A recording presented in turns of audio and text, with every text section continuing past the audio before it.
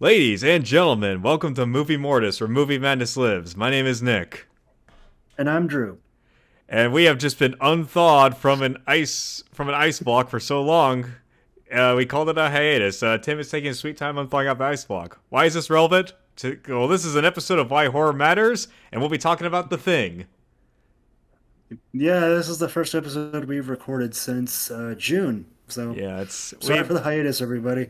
It's all good. Like I said, when I say we, I mean I was frozen in an ice block until a research team broke me out, and I said thank you and stole their helicopter and flew back to where I live. But anyways, we're talking about The Thing. If you don't know what this movie's about, what do you live under a rock? Second of all, I'm just kidding, audience. I love you. I love you, audience. Uh, so the thing is about these Antarctica researchers who, after a Norwegian guy is shooting a dog, they find out that an alien who imitates its prey has broken loose, and now trying to figure out who's the alien if they can stop it. Starring Kurt Russell. Yeah, so this movie is directed by genre legend John Carpenter, Uh-huh. and this is I know this is a really really boring take, but this is one of the finest horror films ever made. Yeah, that may have been that's a boring take today, but back in the day, that It would have was been a not a hot boring take. take, That would have been a hot take back in the '80s because I think we can't talk about this movie the fact that when it first came out, everyone hated it. especially Roger Ebert. Fucking Roger. Well, Roger Ebert has like a weird relationship with horror. Like he said he Yeah, doesn't. yeah, yeah. Yeah. That being said, he liked Yeah. Final Destination and Scream One, the first ones at least. Yeah, I mean, the Roger Ebert's relationship with horror is probably something we can do a whole other episode about. But I agree. I mean, um, honestly, Roger Ebert in general seems like a cool episode to do. But yeah, anyways, yeah. Anyways, let's talk about a movie that shares the name of the Marvel superhero from Fantastic Four. yeah. So what was interesting about this movie? This was a similar to another '80s horror movie, The Shining. This Really? was when it The first when Shining? it first came when it first came out. It was both a critical and commercial dud. Oh, I forgot about And that. now, unlike The Shining, The Thing I don't believe was nominated for any Razzie Awards. But Wait, the thing got sorry, the thing got nominated for a Razzie Award. no, no, no, The Shining did. The They show. got Oh, nominated for two of them. I didn't know that. Although one was rescinded a couple of years ago, I should say. Oh yeah. Um, but anyways, so it was funny is that this movie I believe came out the same week as E.T., another E.T. movie and about an Blade Runner. alien. Yeah, and Blade Runner Poltergeist as didn't well. do Blade Runner didn't do well it didn't do well in the box office either. But E.T. was a smash hit, and it's like But it's interesting because both movies, both The Thing and E.T. are about aliens, have to do with aliens coming from space. yeah, And it's like, E.T. is a lot more like positive, it's a lot more like whimsical, yeah. whereas compared to The Thing, it's a lot more at the time it was considered like nihilistic and gross and all these other things, but it's like, I call it more realistic personally. Oh, But absolutely. Because as somebody who lived through 2020 and worked retail during 2020, this is exactly how people will act in a time of crisis. They uh get huh, paranoid and everybody turns on each other. and they isolate themselves too. Yep. Because like that's one of the things about The Thing is isolation. They've isolated themselves from society, and now they're kind of not. I don't want to say stir crazy. They're going just complete like paranoia crazy. It's like I mean, it's like McCready says, Kurt Russell's character. Nobody trusts anybody anymore. and the theme of isolation is like established right at the beginning of the film because a lot of like the early shots in the film are like of just barren, snow-covered wasteland for like nothing but miles and miles.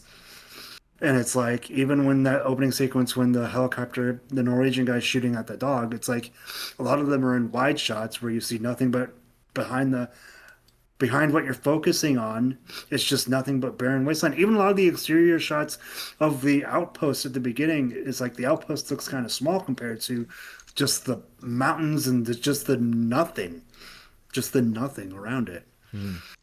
So it's like you can tell that these guys are like miles away from civilization, and there's not much human context except for each other. Hmm. Yeah. Yeah. Speaking of paranoia, I swear I heard somebody knocking on my door, but yeah, just again miles and miles away, and it's because it's also too is because like this we got. I think it's about time. We're just gonna jump right into it. The monster. It functions more like a virus.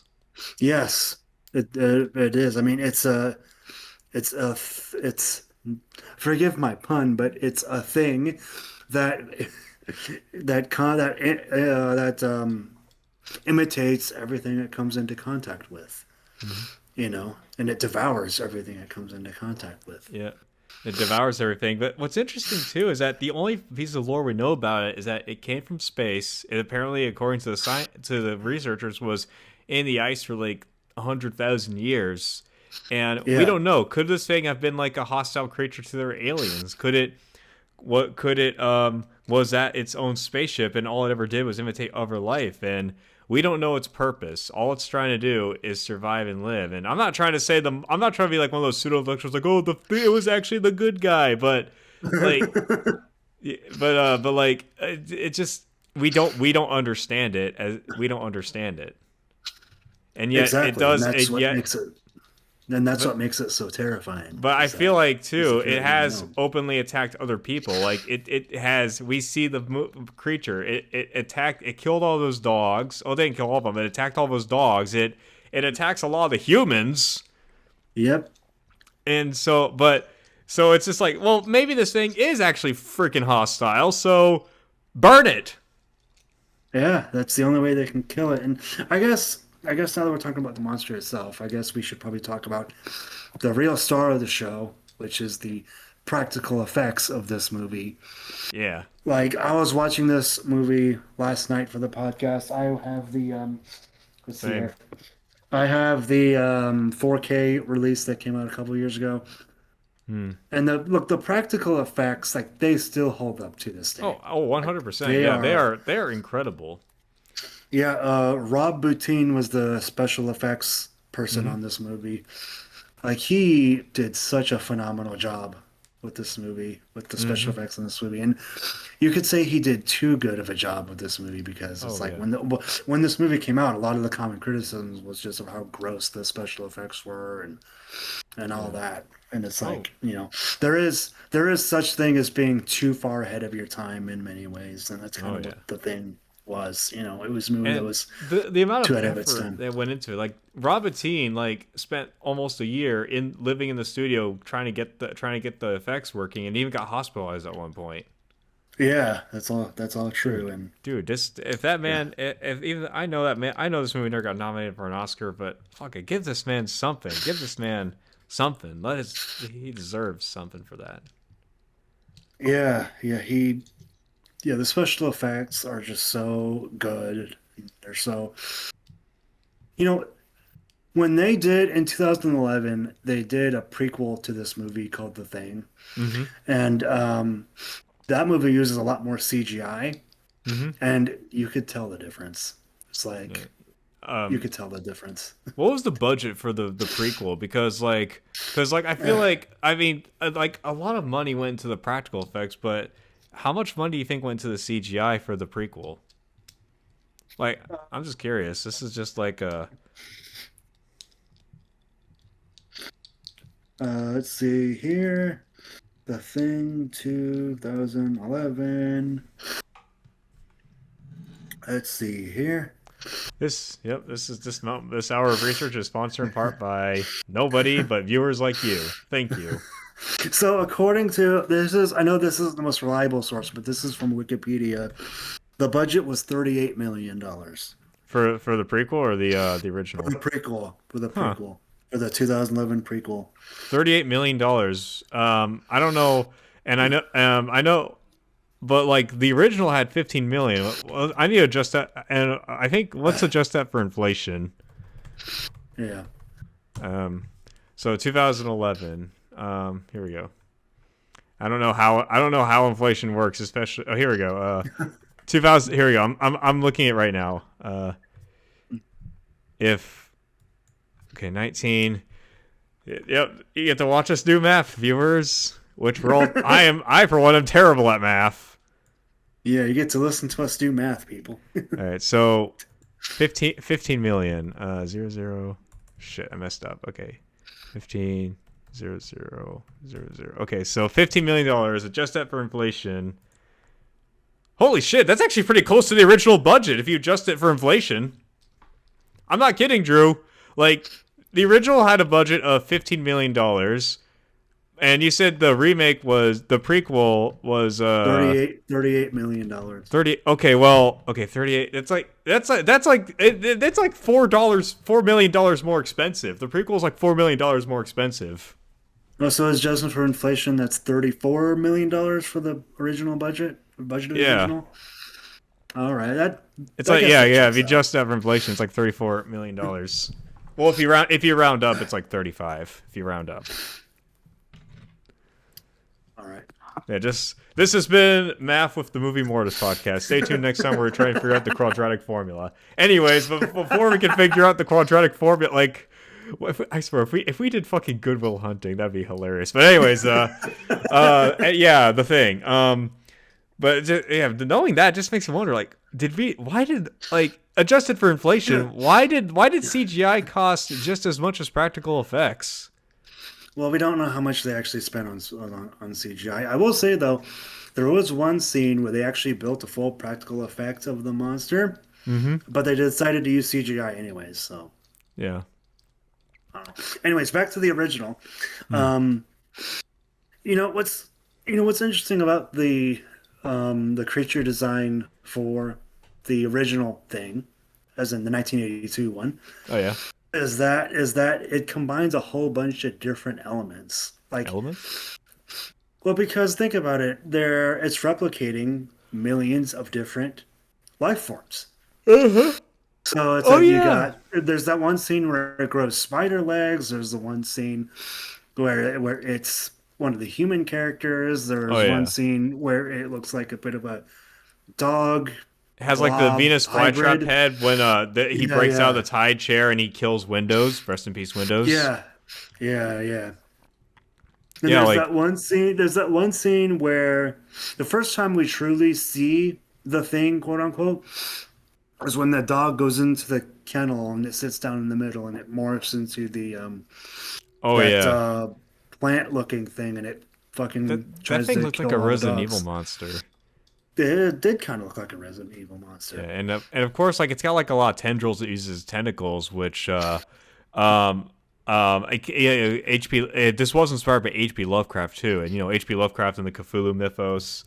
I think I can definitely see. I can definitely see the Lovecraft inspiration, not just the tentacles, but just the fact that we don't know the monster's true form. It's a thing. Yeah. It's like an unnameable, and that's one of H.P. Lovecraft's like philosophies. It's unexplainable.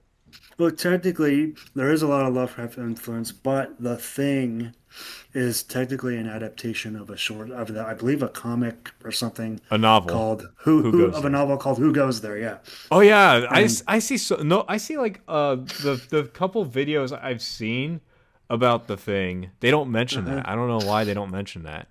It's funny. I remember seeing an interview with John Carpenter. He went about a year or so ago. He went on to the Stephen Colbert show to talk about The Thing, and Stephen Colbert actually mentioned, he's like, "Hey, I'm a fan of the original novel Who Goes There," and that's why it's like The Thing is one of Stephen Colbert's favorite movies, and so really, you can find the interview with him and John Carpenter. John Carpenter even says in that same interview that if The Thing were to come to Earth now in 2025 or 2024, I think when the interview happened, humanity wouldn't stand a chance. Why? Well, why do you think? Because in a situation like that, humanity would be quick to betray each other and turn on each other. That's actually true. Yeah, I think that was actually like an unwritten Twilight Zone script. Actually, like I'm not saying The Thing was an unwritten Twilight Zone script, but there was like a I don't know if it was a script note, but there's like a proposed episode of the Twilight Zone where aliens visited Earth, and then the humans are trying to figure out who caused like an outage or something, but instead are accusing each other. But it's in the end, it's revealed that the aliens are just like, man, are seeing the humans fight amongst each other. It's like, man, these humans are so weird. I know. What do you want to do? I just say we sit back and watch, and then of course you have the narrator's like, remember something yada yada in the Twilight Zone or whatever. Like, I'm not trying to diss the Twilight Zone, by the way, viewers. I from what I've seen, I've enjoyed a couple episodes. I'm not like a Twilight Zone fanatic, but from what I've seen, I've enjoyed a couple episodes. But anyways, back to the thing. But yeah, like you're right. Humanity will betray each other. In fact, that was kind of the whole point. Everyone's paranoid, and I feel like if we're gonna talk about the human behavior in the movie, I like how McCready is the leader, not because he's like the most like courageous and honorable, but he's just the most paranoid. He literally threatened to blow up the whole fucking base, which he did, by the way. Spoiler alert. He did eventually blow up the whole base, but he was a lot more aggressive and assertive. Like the whole crew was aggressive and assertive actually. Like you had people like turning guns at you, but like I feel like McCready had more of a controlled rage if I'm being honest. Like Yeah, like yeah, because I mean, because like a lot of the other crew members, they have a bit of a high temper. oh, And it's like absolutely. McCready, he's a bit more of a calm anger, if that makes sense. Oh yeah. A calm but controlling sort of presence. That's true, yeah. Yeah. Mhm. And You, by the way, fucking Kurt Russell does an incredible job, by the Kurt way. Russell is a gem. He is awesome. He did incredible Yep. in this. A frequent John Carpenter collaborator, by the way. Oh yeah. Oh yeah, yeah. He was in Escape from New York and Escape from L.A. Yeah. Also a John Carpenter movie, but not really horror. But Yeah. I also wanna give a huge this is probably I also want to give a shout out to Wilford Brimley as Blair.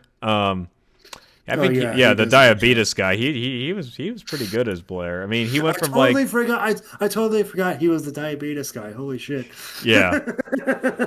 That's how my generation knows him now. Diabetes. But so you know what's really interesting? As I was rewatching this, I thought to myself, so here's the thing. No pun intended. But the thing, like, it infects humans by touching it, physical contact, right? I think so, yeah. Yeah, By so absorbing it, yeah. what I was thinking is that uh uh uh so yeah, it infects humans with physical contact, or is it like an actual like touch, like you like touch of the outer skin, or do you have to, or is it like a like 28 days later rules where like blood has to like it has to like I don't know, Well, I no, think 28 I days think 20 well, I days think well, I think there's a scene in the movie where you actually kind of see it, where it tries to. It's a scene where they're trying to dissect. I think whatever the blob is that they uncover from the dog kennel, mm-hmm. and they see that it tried to physically absorb the dogs and become the dogs. Oh yeah. So I think it physically grabs it and absorbs the living organism that it's trying Because to I'm imitate. wondering, when did Blair become the thing? Did Blair become the thing when he was first like dissecting in the beginning, or? And Uh-huh. here's a theory. It's a little far fetched theory, but you know, during the blood testing scene, you see a bit of the blood just kind of scurry and scattered away. Did the blood Yeah, travel up to Blair's cabin while he was no, in the tool shed while Blair was in there? that is a interesting question. That Because makes like a lot of sense now. Because like I mean, because like I think it's even more. It's really scary because like if the thing is infecting people with by touching them, it just makes me wonder, like who else could be the thing? I mean, who else could be? I mean, of Well, course we got I the think blood that test. I think that's kind of when this movie, when at the very end of the movie, that's I think the question that you're supposed to be asking, because it's possible that McCready or Childs at the very end of the movie could be the thing.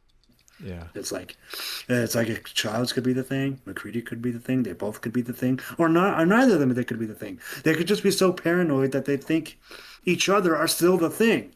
That is my theory. That is my theory for the ending. Like they are just so paranoid beyond belief. They still like none of the thing is dead, but the fear Yeah. still is still there. Like McCready and Childs are not the thing. They just don't trust each other anymore. Yeah, yeah. That is what I believe. As cynical as Yep. it is, I mean, it's still a cynical movie, regardless of what theory you believe.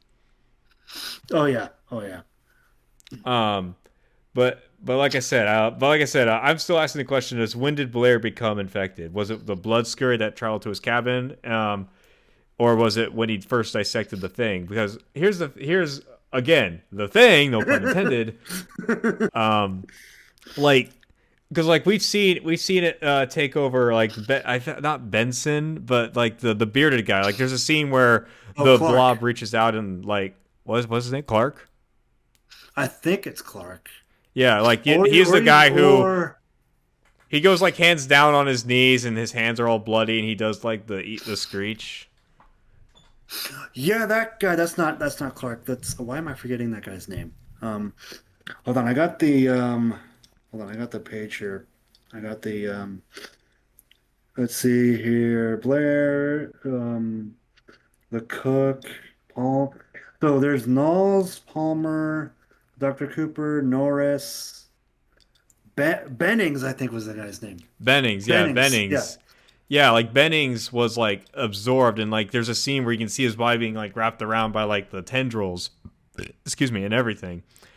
Um and of course Windows like comes when he saw this, he tries to like, guys, it's Bennings, and then like they see Bennings outside and he does I think that's actually I think it's like a shot that's really memorable because like Oh yeah, it's also because the thing is now Bendrils was his name. Bennings. Bennings, like when they surround him, he gets down on his knees. His hands are like not fully formed. And he does a screech, and then it's just like burn, baby, burn, and it's that's my weirdest fucking description ever. But and then like you also have the parts where all the people are around the doggies too. Like the doggies kind of like in the scene. This is why I rewatch this. This is why it's good to rewatch movies, ladies and gentlemen. The beginning scene of the doggy, he crawls up. The doggy just crawls up on somebody. Like Yeah, when the researchers first go outside to see what all the commotion is about. The doggy just like he doesn't lick him or anything. He just goes like puts his paws on his stomach. yeah. Because it's the thing trying to imitate what a dog would do. Yeah, Yeah. but like I said, the thing makes imitate like how much has like I'm sorry if I'm overthinking the logic of the thing because like again like the thing could be anything. Like we saw how Windows freaking died after the blood test, where the guy broke out, turned into the Venus flytrap, chopped on Windows, got burned, and then Windows started becoming a zombified thing before McCready's just like burn, baby, burn. Yep. Yeah. So it's just again, it's a really it's pretty darn horrifying. Oh yeah, they Yep. didn't even do it. They didn't do a blood test for Blair either. Oh no, because he was locked in the tool shed. Yeah, and again, I still think that the bloods that scurried at the blood tests went to go and infect Blair. To be fair, Blair could have gotten infected during the autopsy scene, or like there's a That is several true. different times where he could have also gotten infected But by the thing. what And I happened think first? and I think too, it's like the thing can also, as you guys probably saw from watching the movie, it's like the thing can split into multiple different organisms too. Oh yeah. So it's What? like, is the thing really dead at the end, or did Probably it go not. into another organism that escaped? Um, what's interesting too is that here's the thing: did Blair do the autopsy before he smashed the radio, or did he smash the radio then do the autopsy? Because why would the thing smash Oh, all he forms did. of? He did it before because that's why they locked Blair in the tool shed because he went crazy and not only did he smash the radios, he also killed the remainder of the dogs. Why would the thing like? Why wouldn't the thing absorb the dogs instead of kill them? And why would it smash the radios too if the thing wanted to get out? That's the thing we don't know. Remember, the thing is like we don't know its motivations. Hmm. It's just a thing that came from space and started absorbing and killing people. Yeah. It did try building a spaceship under the tool shed too. Was it or was that Blair? Blair building a tool shed. Why would Blair? What purpose would Blair build a spaceship for? Why would Blair want to reverse like because Or was that Blair as the thing building the spaceship? Yeah, I believe that was Blair as the Thing building the spaceship. And Yeah. it makes me wonder: could the Thing also try replicating? Again, I'm just wondering like how I'm kind of power scaling the Thing at this point. I'm power scaling the Thing, wondering like could it absorb like the memories of humans or something? Like, or would it just try and mimic human behavior by the observations? Again, just kind of power scaling the Thing. So, like, because like I feel like what's interesting about horror movies, like you ask yourself, what would you do in these situations? Which I'm gonna be honest, I think I'd be kind of screwed. Well, I think I'll just go with what John Carpenter said on the Stephen Colbert Show. We would not stand a chance. Yeah, no duh. It doesn't matter how many Among Us championships you win, the Thing will always find a way. I'm 100% certain that Among Us was inspired by the thing. Like, I I think it's think it pretty kind of obvious. was, and if we're, I'm gonna derail quickly on the things that games that inspired the Thing. Well, there was the Thing video game, which acts as a sequel. I want is that Which canon? got remastered recently, by the way. Oh yeah, I by still Night Dive haven't played the Studios. Same remake. people did System Shock. Is Yeah. that if that? I wonder if that's canon to the Thing universe. I mean, because it's got a I mean, prequel. it probably is because like there's only like in that particular timeline, there's only three things, no pun intended. But it's like there's Yeah. the 1982 film, the 2011 prequel, which tells the story of the Norwegian people Mm-hmm. that we see at the beginning, and then there's the video game which takes place, the PS2 game which takes place after. So, Oh yeah. And then of course, and there's also, I mean, there's also the. Did you know that this movie is a remake of a 1950s movie? oh yeah, the Thing from Another World. I know about that Yeah, because from James Rolfe 19 made a video about from it. yeah, from 1951. It was a Howard Hawks film, I believe. Hmm. Um, what's funny is that when John Carpenter was making Halloween, if you watch that movie, the movie that Laurie and Tommy Doyle are watching is The Thing from Another World. Oh. And so John Carpenter, of course, go on to make his own version of the thing. You know, Hmm. even the opening title sequence, the logo for the thing, the title screen is a Oh yeah. reference to the original, the thing from another world, the original I didn't know title that. sequence, I believe. Yeah, Didn't he? the Didn't title he use like font, I a? believe, Didn't he use like a fish tank to recreate the title sequence for the Thing? Like the title that something like that. appears. Yeah, yeah, Yes. something like that. Yeah. That is yeah, that is so cool. And I guess I was Even gonna even say even the ice, the sort of thing. Again, no pun intended. Um, the sequence when McCready and I forget which other guy, one of the other guys, go was it? into It wasn't Childs, was it? no, when they at the, sort of at the beginning when they go into the remains of that Norwegian outpost and Mm-hmm. they see the that place where they thawed out the that where that block of ice that the thing was in. Oh yeah. Yeah, that's I think also straight from the 1951 version. Hmm. Yeah. Okay. I didn't know that. Have you seen the 1950s movie or no? Nope.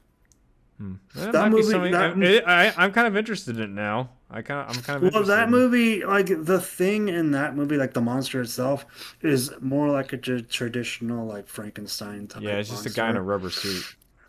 Yeah, yeah. Interesting. What's interesting though is that the thing from another world, I believe, was one of the first. Was an instance of one of the first fire stunts in Oh, movies. that's crazy. Yeah, because there's a point where they burn the monster, I think, with some sort of like Molotov cocktail or a flamethrower or something.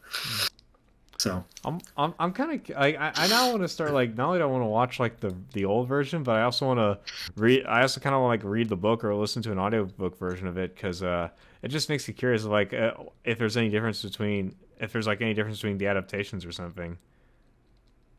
there probably is. I mean, there's probably Oh, one of those like adaptation videos that you can watch on YouTube, I would oh, imagine. definitely, most likely, yeah, definitely. But I just want to say real quickly because like when you mentioned how Among Us was inspired by the thing, there actually is a game that's currently in early access right now called Nuclear Nightmare, and it's just straight up the thing.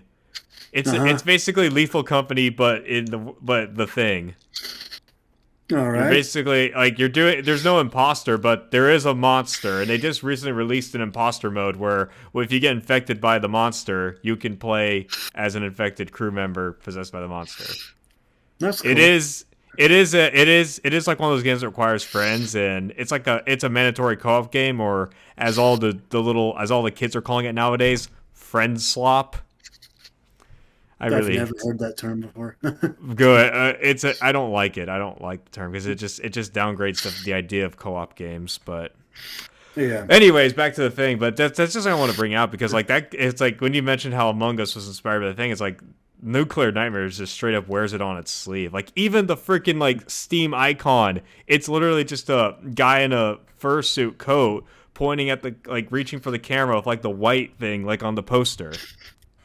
Oh, just like the poster. Oh, by the way, speaking of the poster artwork, rest in peace, Drew Struzan, the artwork, the guy who designed the Thing poster. He Mm. died recently, a couple weeks ago, at the time we're recording this. May Rest your in legacy peace. remain lit. Yeah, the poster I'm talking about is the one with the guy in a snow coat with the glowing Yeah. light. Yeah, you guys know what I'm talking about. Yeah, Fucking iconic poster. that is an iconic poster. I like it. Yeah. Um, I think we also have to discuss the soundtrack as well because John Carpenter doesn't he make his own songs for his movies? Usually he does compose his own music, but this time with the thing, it was done by spaghetti western legend Ennio Morricone. Oh, that's crazy.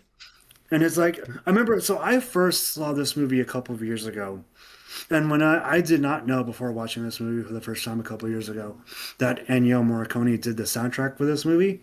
Hmm. But when I saw his name in the intro title sequence, I was like, wow. Because it's like this is so not what he's known for. He's known for his soundtrack for The Good and the Bad and the Ugly, and The Hmm. Ecstasy of Gold, and that's what his like most famous track is. I mean, The Ecstasy of Gold is so famous that like everybody knows it, and it's by the way, it is also the opening music for Metallica concerts. If any of you have been to a Metallica concert before, Mm. but anyways. But it's like that's what he's known for. But it's like with the thing, it's like one, the music is very simple. It's very atmospheric. It's very atmospheric, and it's very it's almost down tuned in a way. Oh yeah, it's like Um, it also has that like idea of the '80s, especially with the synth. Like you got yeah, that like I think I want to say drum machine. It's like dun dun dun and dun. it's very simple. But much like the Jaws theme, it's simple, but it builds suspense. Yeah, It creates this soundscape of like, holy shit, we're in the middle of nowhere, being hunted by a monster. yeah, and that's what I like about it too. And it's funny too. I don't know if I don't know it's not I don't know if it's like a drum machine or the bass or whatever, but like it sounds like a heartbeat where it goes dun dun dun dun. Yeah, Yeah, like it sounds like a freaking heartbeat. it I'm does. not Yeah, kidding. Yeah, it and does. Yeah. I'm gonna bring up the prequel gang. I know the prequel they kind of up it up a little. At least the last time I listened to it, they keep the same beat, but like. But like they also add in like they don't. It's not too loud, but it's like very quiet. You can hear like blood and guts and maybe a scream like kind of in the background, emphasizing how gory the thing is. So I think that's kind of a neat Yeah. touch. Yeah. Like they like it's good to know that the prequel even still pays tribute to the original movie's theme song, regardless of the quality. And but yeah, the soundtrack is just it's incredible. It's simple, but it works so well. Hmm. And it's like you hear that music and you're instantly like, holy shit, we're in the middle of nowhere.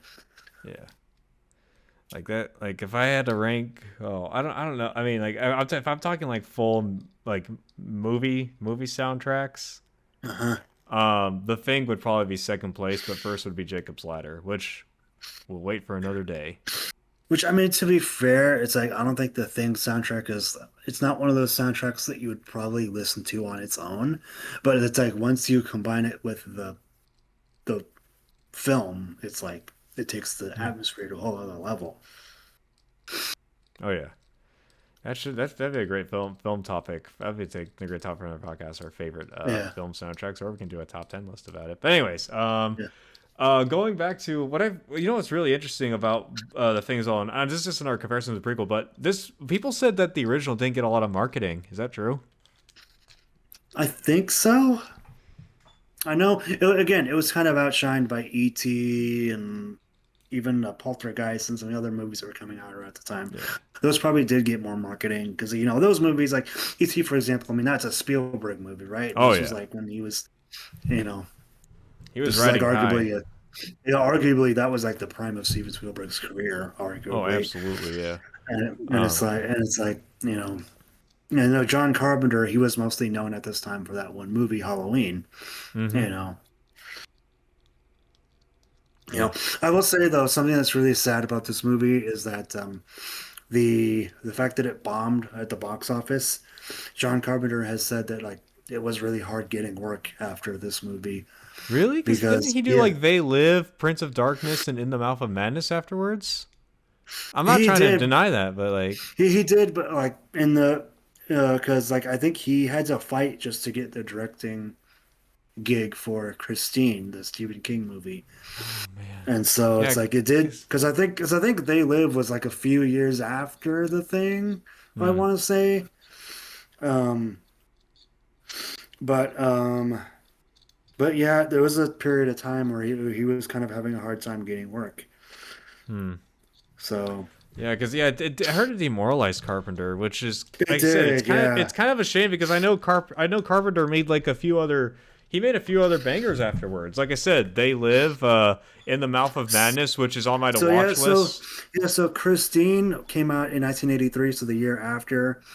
Um, They Live was 1988. Prince of Darkness was 87. He did do Big Trouble in Little China in 1986. Mm. So those kind of movies, I guess, got his career rolling again a little bit. But there was, again, there was a period of time where it was like, I think he might have been lined up to do Christine before the thing came out, but I could be wrong about that.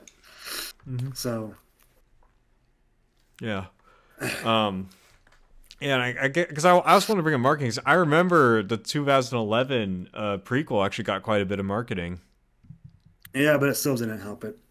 I know. I mean, because I know. I'm gonna bring back to one of our previous episodes, the movie marketing episode. I told you before. This is real, by the way. There used to be a marketing campaign for the thing where they made a fake YouTube channel that was like a clickbait title where they said, "Oh, girl in swimsuits, bikini falls off," but right when you think something happens, like it jump scares you with the thing popping out of your screen. Yeah, I think I know what you're talking about. Yeah. Yeah, yeah, that was real. And if you don't believe me, source Magic Mush's video called "Forgotten Internet Jump Scares." All right. Yeah, Um, but there was something I was gonna say because it's like this is one of those movies that it's like I'm really glad that it got reassessed over the years and now like oh, people say it's a absolutely. masterpiece because it is because it is one of the. I mean, my dad who doesn't like horror movies likes The Thing, if that tells you Mm-hmm. anything. So it's Yeah. like it's one of those movies that's like it's so especially compared to something like E.T., which like no disrespect to E.T., but it's like you can argue that The Thing is more relevant than even that movie is I think nowadays. it is. Yeah, because Because like it's it. like, You first. because it's like, the Thing came out at a time where the a much more optimistic time, right? It came out in the early 80s. That was a much more optimistic time, Mm-hmm. Ronald Reagan was president and it was all like, oh, back to America's fucking Mm-hmm. glory and all this shit. And it's all very, like, very positive and all that stuff. Mm-hmm. And then the thing, it's like, it's much more nihilistic. It's much more cynical, Yeah. you know. It was. The audience just wasn't ready for Yeah. it yet, It was also. It was also like a reflection on the Cold War as well. Absolutely, yeah, because this was a time where everybody was so. This wasn't. It wasn't until I would say the late 80s or even going back to the late 60s. Like those were the two like peaks of Cold War paranoia. But it's like, this was still during the Cold War and people still were still fucking paranoid and Oh shit. And I yeah. think that's also probably why this movie didn't do so well when it came out because people went to the movies to escape from all that stuff, right? Oh Whereas yeah. the thing just kind of reminded them of the Yeah. paranoia. Yeah. Yep. Yeah. It's yeah. Yeah. That makes a lot of sense actually. That It's like Marty McFly from Back to the Future said. Well, I guess you folks aren't ready for that, but your kids are gonna Yes. love it. Yeah, yeah. Yeah, yeah. I love that quote from Back to the Future, but I But also but love the yeah, film as it well. just sucks that it did badly at the box office and it Oh depressed yeah, because Carpenter because like it's John Carpenter, like, he's really one of my favorite genre film directors. He's one of my favorite film directors, period. Because it's like he's one of those directors that makes he's kind of like what I want to be in a filmmaker. Somebody who makes movies. Yes, they're genre films, yes, but it's like they make you feel something. oh yeah, Whether I it's want to make my audience feel whether something as well. whether it's not meant for um commercial viability, if that makes sense. Mm-hmm.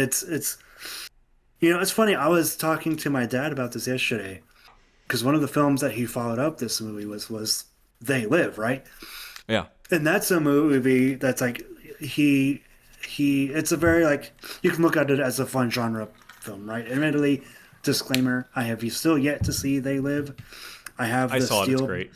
I have the steel book. It's on my watch list. Mm-hmm. But They Live is a movie that John Carpenter himself admitted was a movie about basically about commercialism and Reaganomics and all that stuff. Mm-hmm. But yeah, it's like you can still view it as like a fun genre film, but it still has that element of, hey, we're trying to make you feel something. I want to like comment on something. Whereas like with a lot of modern blockbusters these days, you don't really see that much. And I'm not saying every single movie has to be like that, but it's like it's nice when a movie can be both a fun genre Oh yeah. film and be a social commentary at the same time. Mm. Yeah. And that's what a Makes lot of sense. John Carpenter's films were. Even something like Halloween. What was It's a Halloween a very commentary of? it's a very simple premise, right? But you can look at it as like a commentary on like, because 1978, this is when like serial killers were at their peak and people were afraid of that. And it's like it's kind of a commentary of how on suburbia and how you're not safe even in the comfort of your own home, you The know. Strangers did that also as well. I'm not trying to say that, not to say one's a rip off the other, but I think the similar thing happened with The Strangers when that came out. Like you're not like random violence and attacks can happen to anyone. That was, in fact, even scholars have pointed that out about The Strangers, which I think would be a cool episode to do about. But yeah, that yeah, sorry, that just reminded me of that when you mentioned about Halloween of how suburbia isn't even safe. It's like, hey, Strangers did something similar. The first Strangers movie, not the Yeah, yeah, sequel or yeah, the fucking remakes they're doing. yeah, it's just interesting because I don't want to turn this into I don't want to sound like an old guy being like, oh, things were better back in my day, but it's like modern blockbusters just don't do that much anymore, right? They don't want Really? to be. Okay, think about this. And I'm not trying to like shit talk Marvel here, but when was the last time Marvel had any sort of like attempt at social commentary? I think a lot of people will argue with you that Marvel is trying way too hard with social commentary. That's kind of my point in the same way, where it's like Wait, John trying too Carpenter. hard? I might have said it poorly, but it's like John Carpenter's movies um, are both, right? They can be Mm-hmm. social commentary while at the same time being fun with genre movies. Mm-hmm. Whereas like what you said is like Marvel movies are trying too hard, right? Mm-hmm. You kind of see what I'm getting at. Yeah, I mean, I haven't the only most recent Marvel movie I saw was like Guardians of the Galaxy 3, but um, I don't know what to say if that I don't know what to say about the social commentary on that was except that I guess Peter Quill learned to not be constantly dependent on others, but that's about it really. I don't even know if that Yeah, counts as social commentary, but yeah, yeah. I can understand what you're saying is that, but I do feel like though, here's the thing, I'm not. I do think if a movie just wants to be pure entertainment, it can be pure entertainment. But if a movie wants to say something, make sure the message is delivered well in a subtle way that audiences can understand and even empathize with. But I definitely get what you're saying. Damn it, you said it better than I could. Because that's Yeah. kind of what I was trying to say. It was like Carpenter when he made a movie and he had something to say, he said it when he had something to say. You know, Mm-hmm. he didn't try to like shoehorn in anything that Yeah, I mean, didn't need to yeah. be there. That's what a lot of people are praising Sinners for, which, funny I still story. haven't. I still roast me in the comments if you want, but I still haven't seen Sinners. I haven't seen Sinners either, but in fact, I've actually been trying to, but my library, it has Sinners, but everyone keeps checking it out, and the wait list for that movie is really long. I'm not kidding. This is real. Sinners is so popular, every people at my library. Stop! I'm yelling. I have to back away from my mic real quick because I'm yelling. People at my library, stop checking out Sinners. Let me watch it, please. I'm pretty And no, I will sure. not pay for a fucking subscription service. I'm pretty sure. I'm pretty sure I have the 4K Blu-ray in here somewhere. I hope I didn't sell it. I hope I Uh, didn't sell it to if I wasn't Rasputin's. 2 states away, I would have asked to borrow it. Oh, technically you're 3 states away. 3. I think. I I can't. don't know. I haven't looked at a U.S. map recently. Hang on, Siri cancel. Sorry, Siri just activated. Siri. I don't know why. But Siri. anyways, back to the thing. Um, I don't know. Is there anything that you really want to add to this movie that we haven't talked about Oh yet? yeah. So one, I'll be honest. In preparation, I have watched I did watch a couple of videos about the thing. And there's one scene that I actually that the mind you, before any people roast me in the comments, I get all my opinions from video reviews or whatever. I actually noticed this before, but there's a scene where like they check up on Blair, but he has Yeah, he's eating food, but there's a noose next to him, and yeah, he says like, "I yeah. want to get out." Like that, there's just something so weird about that. Just It's so so it's juxtap. so it's so grim. You know, Yeah, it's so grim that there's a noose right behind the guy as he's eating food straight from a can. You know. yeah. It's like, what is that Blair as the thing, or is that Blair going insane? And Blair and the thing. Again, there's all these things that are up to viewer interpretation. It's like, Yeah, is when is Blair the thing? Is McCready and Childs, are they the thing at the end? When did Bennings become the thing? When did Palmer become the thing? yeah. You know? For me, like I said, I'm of the belief that neither Childs or McCready are the thing. They're just too paranoid now for their own good, and I feel like paranoia can ultimately destroy you. And Or hell, what are the motivations of the thing? We have no idea. We can just speculate. yeah, And, yeah, and, it's and again, with all these things, like, are we as the audience watching this, are we becoming paranoid too? Just like the characters in the film? are we the thing? Uh,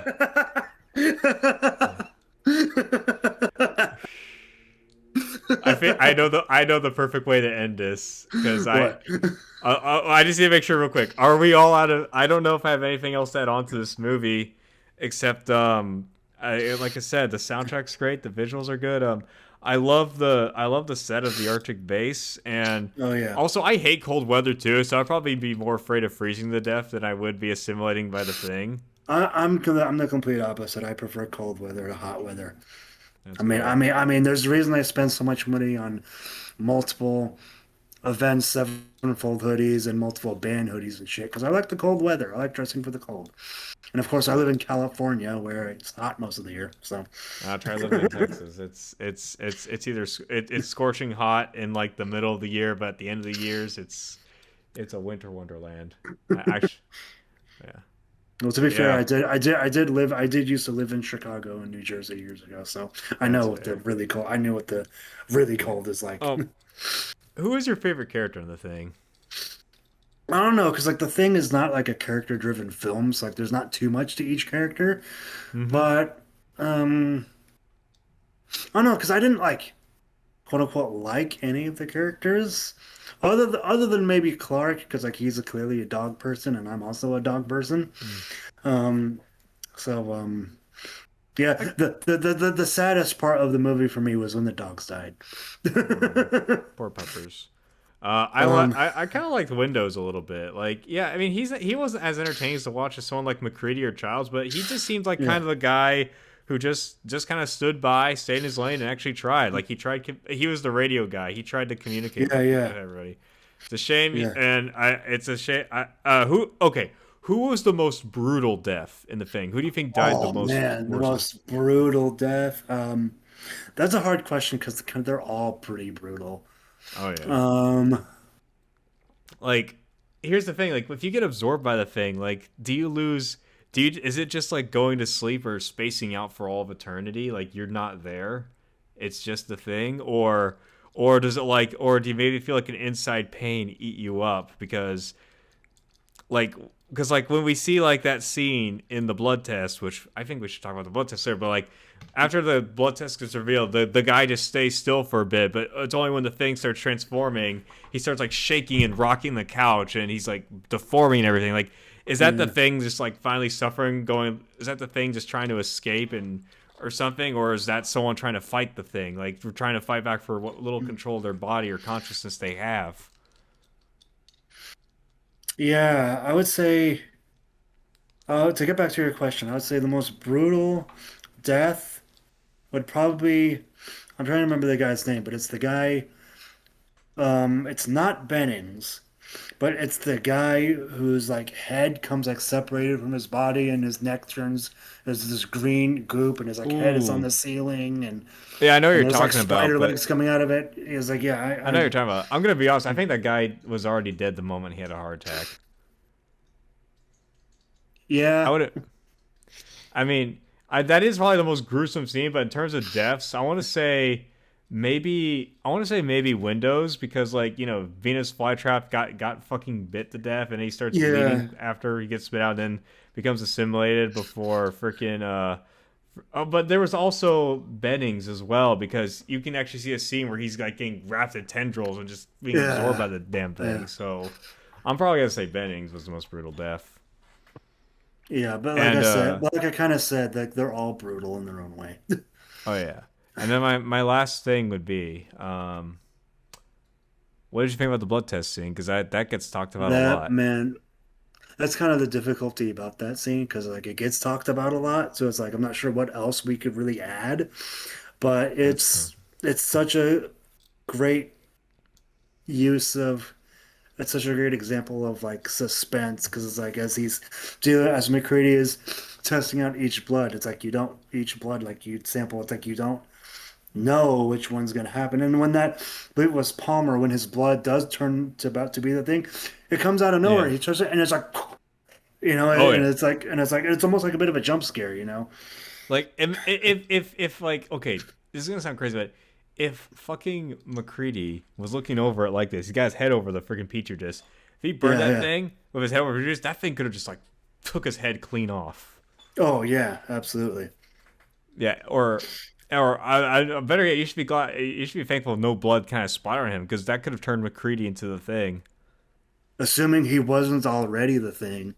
Well, according to the blood test, he wasn't. But at the same time, after the whole freaking shebang with like Windows getting killed and like what's his name, the guy in the blood test who was the thing, I think that was Palmer, right? Paul after like Palmer like freaking after like Palmer freaking became the thing. Like there who's to say there could have been a change in results and they didn't consider that variable. Like Yeah, yeah. they could have cut themselves again and bleed in petri dishes. But Yep. that's all I gotta say about. That's all I gotta say. I'm out of things for the thing. But if I we will say, are, I will say about one more thing about the blood test thing. I like the shot it starts out with when Mhm. because it starts off with a panning shot as it goes from the right to the left, and it shows all the different characters as McCready is Mhm. talking, and it's like they each all have a different facial expression. Hmm. Some of them have kind of a blank facial expression. I think Gary, I believe, has like a very like nervous, kind of like worried facial expression, and one other person is like a has like I think it's very interesting because because again, at this point in the movie, you don't know who's the thing, so it's like their facial expression can clue you into like, are they feeling something? What are they feeling? Are they feeling Hmm. nervous? Are they not nervous? Or you know, Yeah. I just really like that shot. Really stood out to me. I think so. Oh yeah. Yeah. Well, I'm running out of things to talk about. So before we end this podcast, I have one. I think I have one more final theory. What if the real thing was the friends we made along the way? So all your friends are the Thing now? Gosh dang it. You might want to investigate all your friends then. Uh, don't worry, I'm convinced my neighbor Phil's a skinwalker. But anyways, that's all I gotta say about the thing. I love this movie. Like, it's a shame that like again, audiences wasn't ready for the thing, Yep. but we loved it. Yep. Thank God for home video. Uh Because huh. that's how it got reappraised, was people Oh watching it on yeah. home video. Yeah. Yeah. It was like I would love to see this movie on the big screen one day. hey, and then maybe an anniversary screening. Those are popular. Yeah, hopefully. Yep. I know quick side note, but Regal Cinemas in October did a like they released a classic horror movie each day in theaters, and tickets were like $8, and I think the thing might have been one of them. It just happened to be it was on a day I was working. Yeah. Yeah. The only re-release I've seen was episode 3. I did get to see Wes Craven's New Nightmare in theaters a couple of weeks ago. That was cool. Cool. I have not been going to the movies a lot because money. Same here. All right. Well, anyways, this has been another episode of Why Horror Matters on the Movie Mortis channel. If you enjoyed this, be sure to like, comment, and subscribe. Follow us on the socials. And we will see you all, hopefully, in another video.